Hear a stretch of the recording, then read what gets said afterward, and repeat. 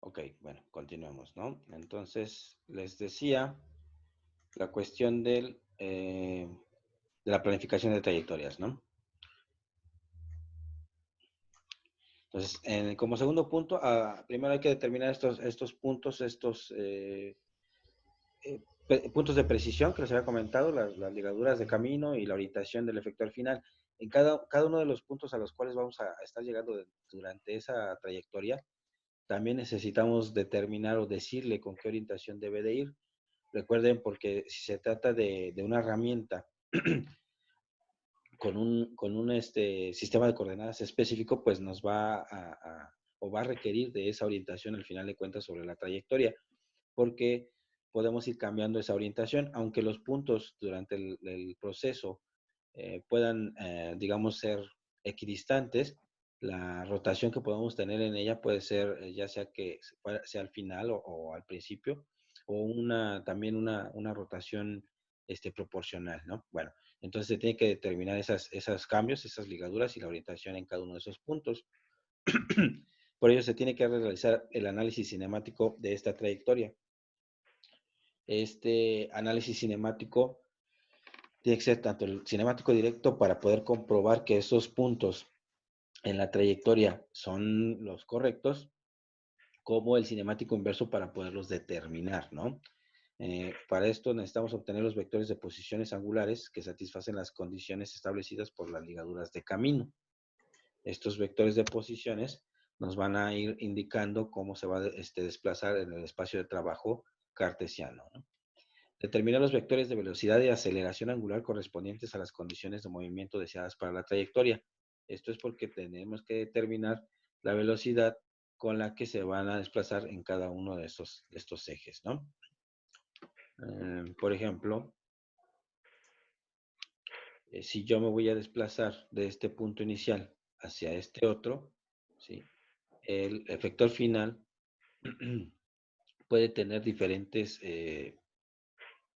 orientaciones, ¿no? Vamos a suponer que este fuera el eje perdón, el eje Z, el eje X y perdón, no, sí, el eje X y el eje Y estaría acá. Bueno, ahorita cambiamos los colores. Y a la hora de desplazarse sobre yo puedo mantener esta misma orientación, esta que tengo aquí, la puedo mantener o puedo cambiarlo a la hora de llegar acá. En el transcurso puedo hacer que esta orientación vaya girando o vaya cambiando dependiendo eh, de las coincidencias de los ejes que vamos a tener y al final determinar esos valores. Recuerden que para poder representar cada uno de estos puntos lo podemos hacer con matrices de transformación homogénea. ¿Alguien recuerda cuáles son las partes de esa matriz de transformación homogénea?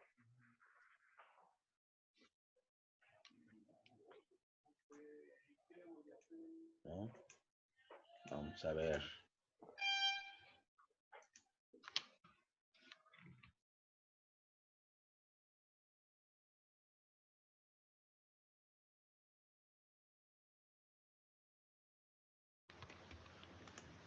Cristian, ¿recuerdas cuáles eran las partes de la matriz de transformación homogénea?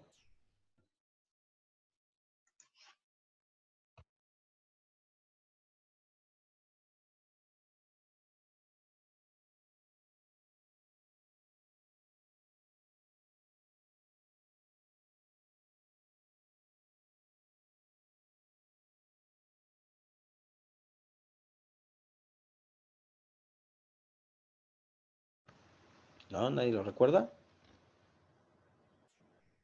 Creo son cuatro no, seis de la 3x3 de posición, uno de tres creo es la de longitud de los eslabones, las que van abajo de cero y cómo está graduado. Por lo general lo ponemos en uno. Son 4 submatrices, ¿no? Bueno, en realidad es una matriz de 3x3. ¿Esa qué determina? Esa posición. De 3x3. La de posición es un vector. Entonces sería la orientación. Es la orientación, exactamente. La matriz de Excelente. 3x3 nos determina la orientación y es la forma como yo voy a relacionar esto que les estoy comentando aquí. ¿no? ¿Cómo voy a relacionar yo? En realidad, esa matriz de 3x3 lo que va a representar es el sistema de coordenadas que tengo en la parte superior con respecto al sistema de coordenadas que tengo aquí en esta parte baja. Esa matriz de orientación me va a decir, si tenemos una matriz identidad, nos va a indicar que la posición inicial con respecto a la final son idénticas. Y eso Ujú. va expresado en la matriz de transformación homogénea. Y tenemos el vector de posición de 1x3, eh, perdón, sí, de 1x3, para poder determinar lo que van a ser las posiciones en el eje X, Y y Z. ¿Sí? Aquí, obviamente, en ese vector vamos a ver que sí va a haber cambios, ¿no? Aquí lo tengo tal vez en una perspectiva isométrica, pero podríamos plantearlo de acuerdo como está aquí el sistema de coordenadas en la parte inferior o en la parte de global. Estamos desplazándonos sobre el eje X y obviamente solo vamos a tener incrementos en las posiciones en X, mientras que en Y y en Z se quedan digamos, en la misma posición o en cero, ¿sí? Pero cuando estamos haciendo este giro, puede ser que yo me mantenga con la misma orientación que tengo aquí, ¿no? Estos, y pase a este punto, o que lo cambie. Y si yo no tengo este cambio de orientación, todo el movimiento se va a hacer a través de esta trayectoria, de esta forma. Tal vez no habría problema cuando estamos, imagínense que esos movimientos que se están realizando, cuando es soldadura, pues no hay tanto problema, ¿no? Es una tarea puntual. O hagan de cuenta que estamos haciendo un corte de un material con una herramienta láser. No tiene ningún problema. Pero imagínense que ese corte se está realizando con con una rulina, por ejemplo, si estuviéramos cortando vidrio y esta pieza tiene que girar. No sé si han visto cómo cortan el vidrio. Hay una piececita que le llaman rulina, que es las navajas o el cortador. Incluso hay unos cortadores que son pues con incrustación o con afilado como diamante para poder hacer un corte más preciso, ¿no? Pero esa rotación que va a hacer lo hace sobre un solo eje. Y para poder hacer estos cortes, que pudiéramos tener estas curvaturas en las esquinas, tiene que ir cambiando la orientación. Entonces ahí sí tendríamos que determinar si va a cambiar o si va a girar esa herramienta para poderse alinear a la forma como queremos que se desplace ese elemento, ¿no? Entonces por eso es importante determinar esos puntos. Y les decía aquí, estos puntos de ligadura, el punto inicial, el punto final, cuando se trata de una línea recta, pues son suficientes porque yo puedo, por medio de un método iterativo, determinar cuántos puntos intermedios necesito de precisión o podría incrustar aquí para poder calcular los puntos intermedios en esta trayectoria y asegurar que cada uno de los puntos de la herramienta trate de generar esta línea recta. Obviamente, entre más puntos de precisión tenga, pues la línea va a ser más suave o más recta posible, más plana. Si yo tengo nada más 2, 3 puntos de precisión, tal vez lo que estoy desarrollando, como les dibujé, va a ser algo así, como unos bordecitos. Bueno, perdón por mi pulso de maraquero. Unos bordecitos que se pudieran generar ahí.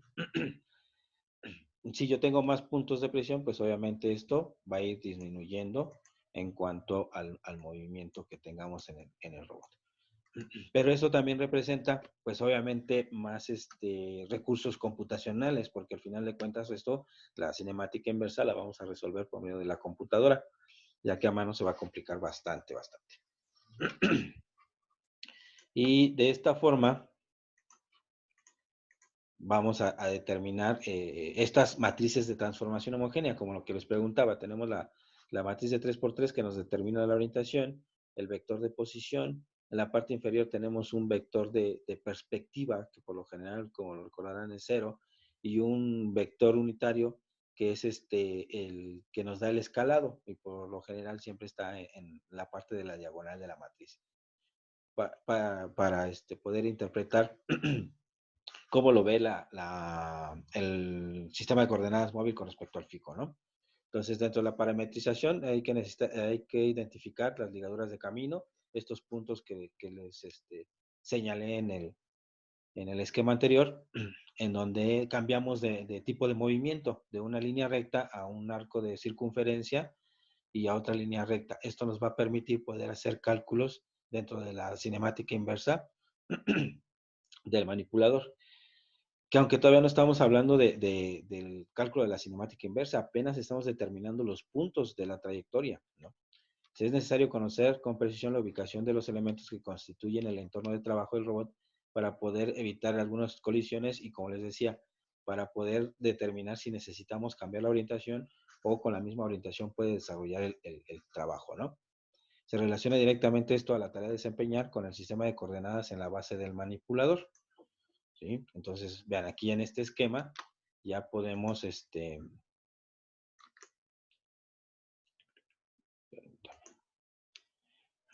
ya podemos aquí apreciar cómo cuando empezamos en este punto, esta especie de U trata de simular lo que sería una pinza tomando un objeto y desplazándose a través de este objeto, primero una línea recta, después va a ser este movimiento una curva, ¿sí? Y va cambiando la orientación, otra línea recta, otra curva y otro desplazamiento en este punto, ¿no? Hasta que llega al punto donde inició, ¿sí? Y entonces aquí en este extremo podemos apreciar esos puntos de unión y en donde cada uno de estos segmentos me va a determinar qué tipo de movimiento voy a hacer en cada uno de ellos, ¿no? Bueno, aquí ya lo estamos parametrizando, vean, aquí está el punto A, me voy a desplazar hacia el punto B, vean, entonces tenemos un sistema de coordenadas que está representado por el que está aquí abajo, ¿no? Que ese sería el sistema global de coordenadas o de referencias. Perdón. Ya teniendo estas trayectorias y estos puntos, podríamos determinar las coordenadas que tiene este sistema. ¿Cómo lo determinamos? Pues también con la parte del modelo cinemático directo y con el inverso. En el directo vamos a comprobar que las coordenadas angulares que obtengamos cumplan con estas posiciones y orientaciones, y el inverso, pues obviamente vamos a determinar cada uno de ellos.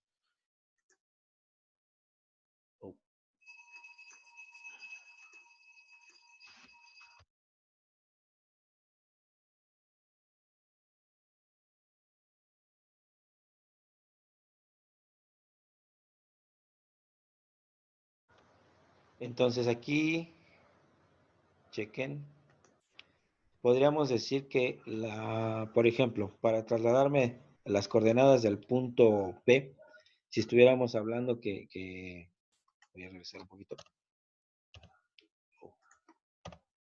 Si estamos hablando que estamos aquí en este punto A, vean, es que a ver si se alcanza a ver, tenemos un valor de 400 unidades, ¿no? Por así decirlo. En esta parte tenemos una altura de 100 y obviamente tenemos aquí 50 y 50 de radio. Aquí aparece abajo. Voy a borrar para que se pueda apreciar. Aquí aparece, ahí está. Entonces vamos a tener ahí, como tenemos 50 unidades de radio, tenemos una altura de 200 y un desplazamiento de 400. ¿Vale? Entonces vamos a empezar a desplazarnos a través del punto A hacia el punto B. Y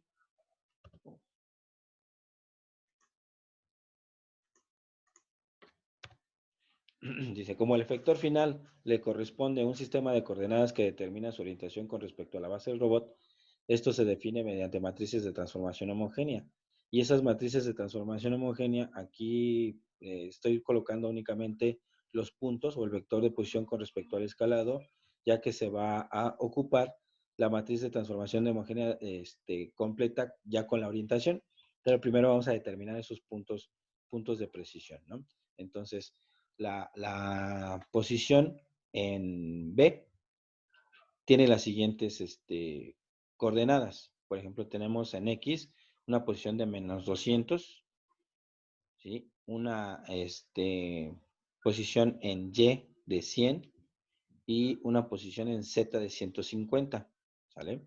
Entonces vean cómo en todas las puntos que se están determinando para las ligaduras y para las trayectorias de esta pieza, el eje Z se mantiene constante. Quiere decir que estamos trabajando sobre el mismo plano en altura y lo único que estamos modificando es tanto en X, Y y Z, ¿no? Entonces aquí vemos cómo empezamos en el X, en el punto 200, y para poder llegar a cada uno de ellos, por ejemplo, de 200 tenemos un offset en X de 250 para de B a C, que era el arco de circunferencia. De C a D tenemos otros 50 en X. ¿Ven? Aquí tenemos. Y aquí de menos 150 en X, en Y, perdón. Estamos hablando de 150, 250, tenemos 100 por la cuestión del medio arco que tenemos en la parte de abajo y el medio arco que tenemos en la parte de arriba. Y vamos bajando. Vean aquí la cuestión de cómo se va a poner estos puntos de precisión. Aquí entre el E y el F hay una diferencia de 400, lo cual quiere decir con estos datos que el punto medio donde está el sistema de coordenadas que tengo referenciado aquí en esta parte, en realidad está a la mitad de esta pieza, aquí exactamente. Ya que vale 400, pero en este lado estamos determinando una posición, un offset en el punto A de más 200 y en el punto B de menos 400, ¿no? No, bueno, sí, de menos 200, pero entonces ya por eso me dan los 400.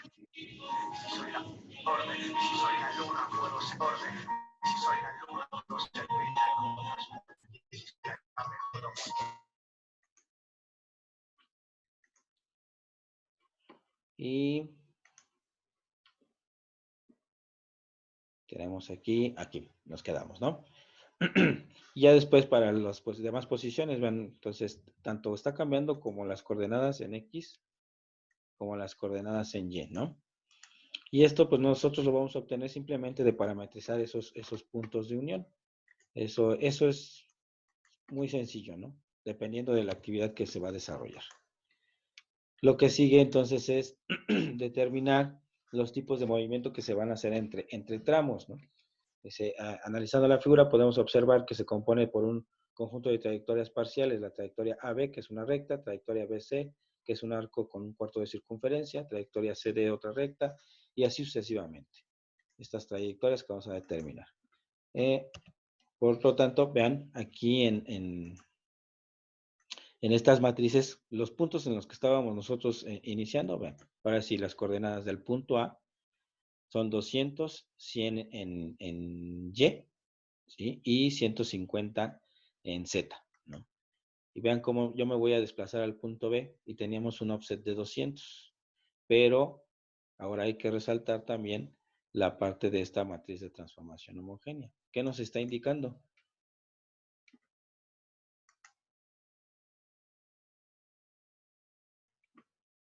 ¿Qué información puedo obtener, por ejemplo, desde de la matriz en el punto A con respecto a la matriz en el punto B?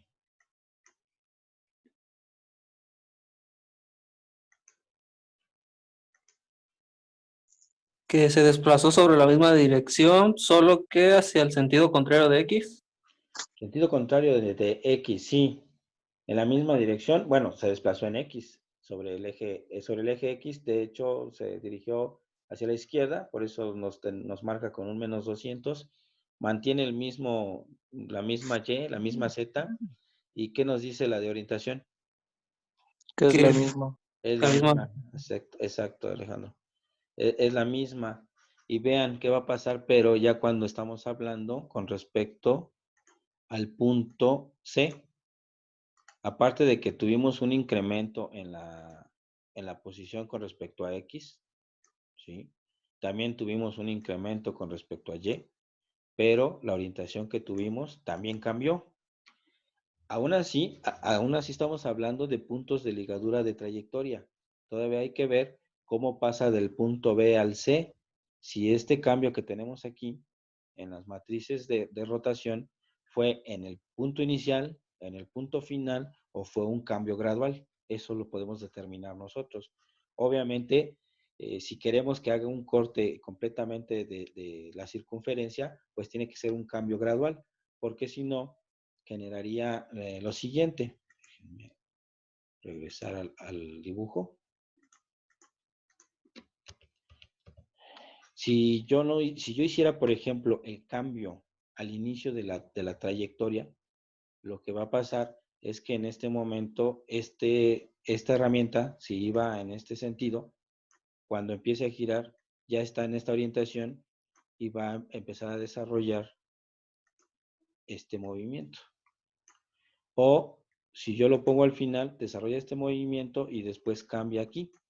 Esas son las dos formas, digamos, más sencillas, ¿no? Pero al final de cuentas no nos otorga la precisión. La idea es que esta orientación vaya siendo tangencial a la curva, de tal forma que vaya cambiando hasta que se alinee completamente al, a la trayectoria que se está generando, ¿no? Y eso lo vamos a determinar porque como nada más dimos los puntos, por ejemplo, el F y el G, en el cual estamos analizando ahorita, por ejemplo, sería el B y el C, esta parte de acá abajo, pero es la misma situación que pasa aquí, ¿no? Tenemos que ir girando tangencialmente.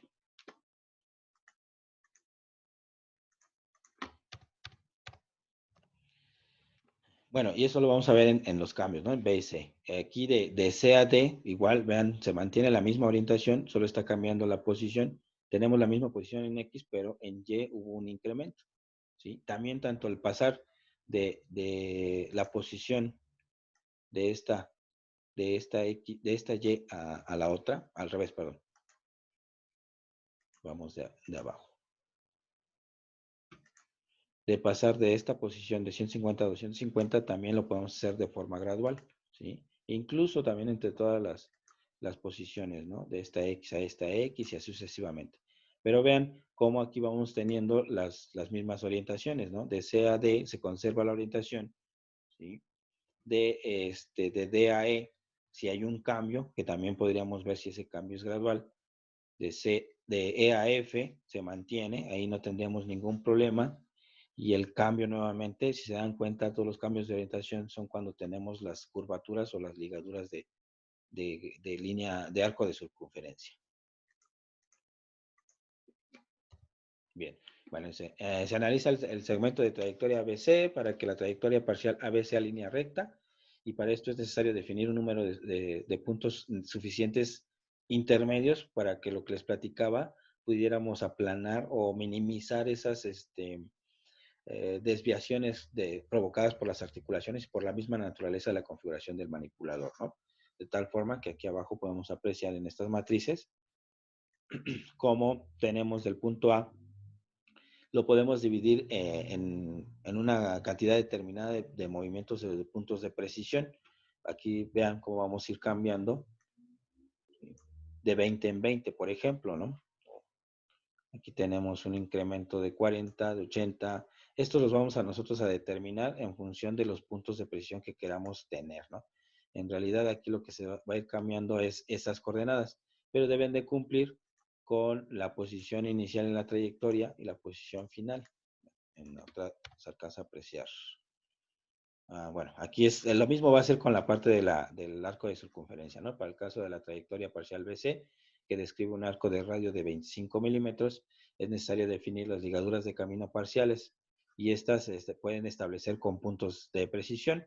Es muy común que para los puntos de precisión pues establezcamos una cantidad intermedia y por medio del programa podamos dividir estos incrementos, ¿no? Por ejemplo, en el arco que estamos mencionando ahorita, hay unos puntos de precisión de 10, entonces hagan de cuenta que lo que vamos a hacer es que este arco, pues lo vamos a dividir, los puntos, ¿no? No sé, estoy tratando de dibujar esas líneas, pero en realidad son puntos que vamos a tener en esos arcos, son 10 puntos. Y lo mismo tenemos para estas líneas, ¿no? Se utilizan los mismos puntos de precisión. No necesariamente pudiéramos tener mayor precisión en las líneas, en las circunferencias y una menor precisión en las líneas rectas. Va a depender de que si el movimiento es largo y si el movimiento tiene que ver con, a lo mejor con cortes, ¿no? En este caso el corte, pues sí necesita una mayor precisión.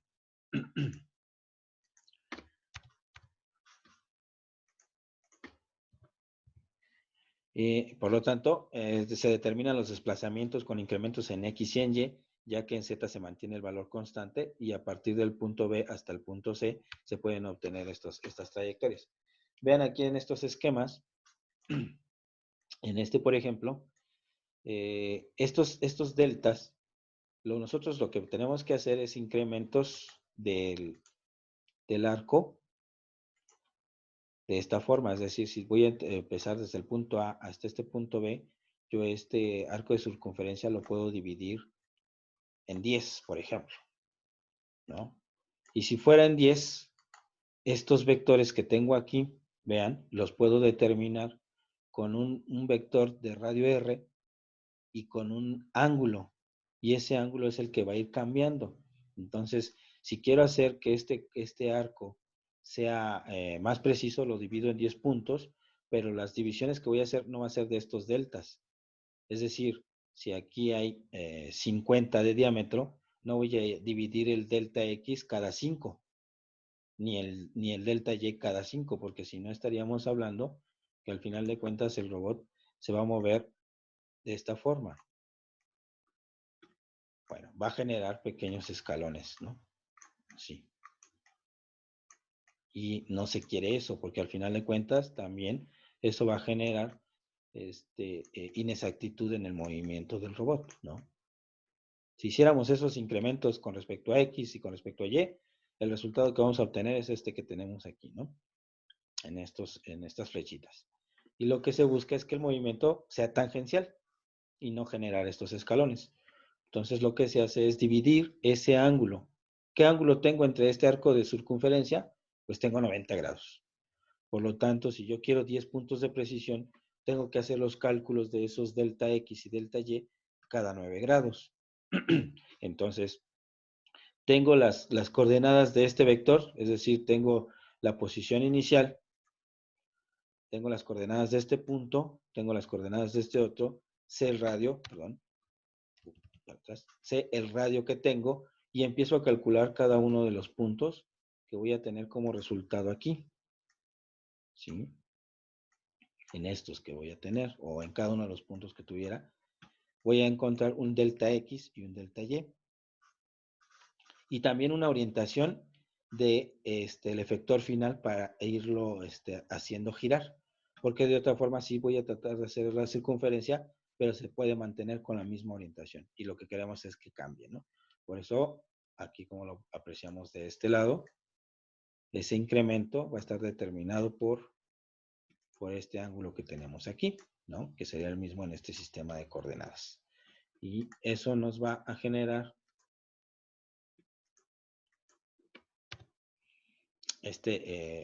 perdón, los incrementos en el delta X y en el delta Y. Me parece que no están. Ok, bueno. Vamos a hacer un ejercicio con esto para poder tener una mayor entendimiento, ¿no? Bueno, finalmente entonces, ¿cuál es el objetivo de estas planificadores? Encontrar estos puntos de ligadura, ¿no? Estos que tenemos aquí. Aquí se dan cuenta, tenemos incrementos cada 40, ya que el delta que teníamos del punto A al punto B son 400 unidades, y si queremos los mismos 10 puntos de precisión, pues tendríamos que incrementar cada 40 y 40, o decrementar en este caso, ¿no? Vamos de la posición 80, 40, 0, menos 40, menos 80, menos 120, etcétera, dependiendo de cada segmento de la trayectoria que estemos analizando. Y lo mismo va a pasar entonces para el arco de circunferencia. Una vez que tenemos esos puntos y también estas orientaciones, estos valores que tenemos aquí, cada una de estas matrices son las que tenemos que empezar a resolver como cinemática inversa, ¿vale? ¿Con qué método resolvieron la cinemática inversa, muchachos? ¿Gráfico o método iterativo?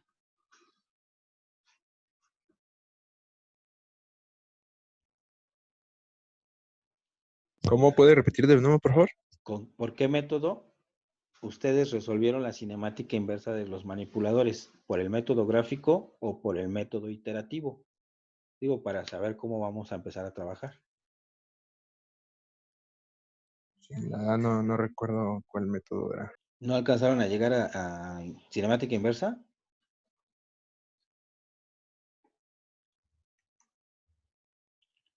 ¿Les parece entonces que tenemos que hacer un repaso de transformación homogénea y de cinemática inversa? ¿Es cuando se multiplicaban todas las matrices que iban en orden desde la izquierda a la derecha? Ajá, sí, esa es la cinemática directa. Ahí apenas vamos a sacar el modelo matemático. En esa, lo que determinamos es una matriz muy parecida a esta, pero la vamos a determinar con ecuaciones. A ver, permítanme, déjenme compartir. Nos queda poco tiempo, pero podemos analizar esto. Déjenme compartirles una presentación.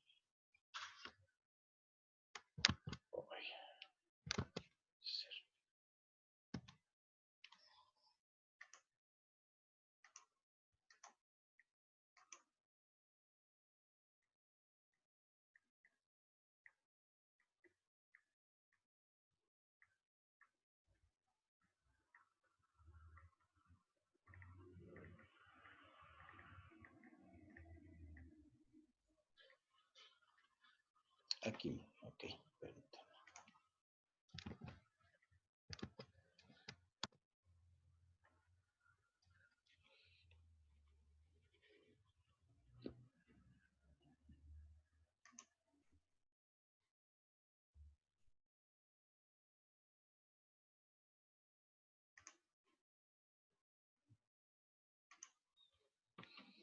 Ok, sí recuerdan que tenían la asignación de los sistemas de coordenadas de esta forma, ¿no? Para los manipuladores. Sí. Y de aquí, todo esto que comentas, la cuestión de estos sistemas de coordenadas van a representar una matriz, ¿no? Y estos, pues los vamos a ir obteniendo por medio de los parámetros de Dynavit y Hartenberg. Hasta ahí sí vamos bien. Estos parámetros nos iban a hacer que obtuviéramos estas otras matrices. Y al multiplicarlas, pues ustedes iban a obtener algo parecido a esto. ¿Vamos hasta ahí bien? Sí, sí, sí. Bueno, pues la cinemática inversa era resolver cada una de estas ecuaciones, porque son ecuaciones, son 12 ecuaciones con n incógnitas, donde n es el número de articulaciones que tiene el manipulador, ya sea prismático, ya sea de revolución, o sea híbrido. Cada uno de estos representa 12 ecuaciones. ¿Por qué van a ser 12 ecuaciones siempre? Porque son 9 que nos van a representar la orientación y 3 que nos representan la posición. Y tenemos que resolverlo. ¿Para qué? Para que cuando nosotros encontremos lo que vale teta 1, teta 2, 3, 4, 5, podamos determinar la posición del robot y su orientación de este efector final. Eso es lo que tenemos que determinar con la cinemática inversa. De tal forma que, como lo vimos, yo le puedo dar a ese modelo matemático una matriz como esta, que es a lo que estamos platicando ahorita del planificador de trayectorias, y de tal forma que a la hora de resolver su modelo, lo que tengo que encontrar es cuánto vale cada una de estas ecuaciones o cada una de estas incógnitas, para así cumplir o satisfacer con esta posición del efector final.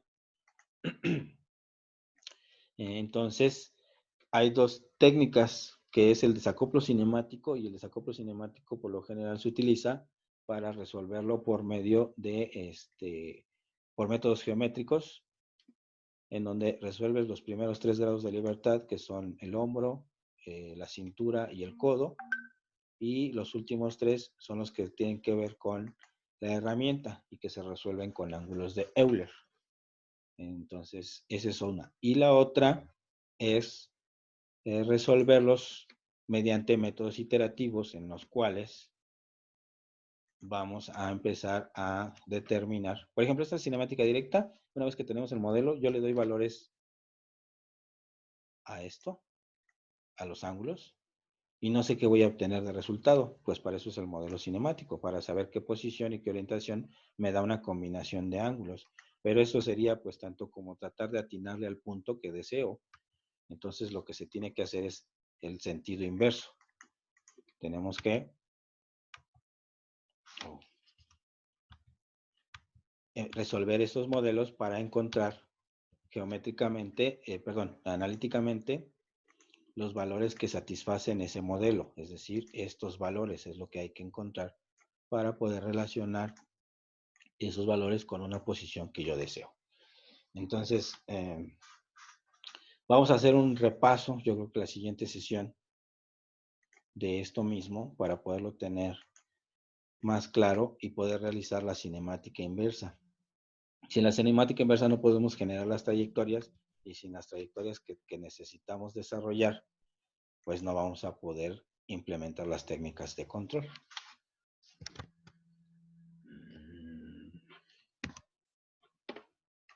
Ok, bien. ¿Hasta aquí alguna duda, muchachos? No, profe. ¿No? No. No. Ok, bien. Bueno, en Schoology les voy a subir algunas actividades que hay que repasar. Voy a tener que hacer de las matrices de transformación homogénea. Les voy a compartir un poco de material y la próxima sesión pues hacemos algunos ejercicios para recordar estas actividades y empezar a plantear lo que va a ser la cinemática inversa. Perdón, estoy teniendo problemas con mi pantalla y se está apagando.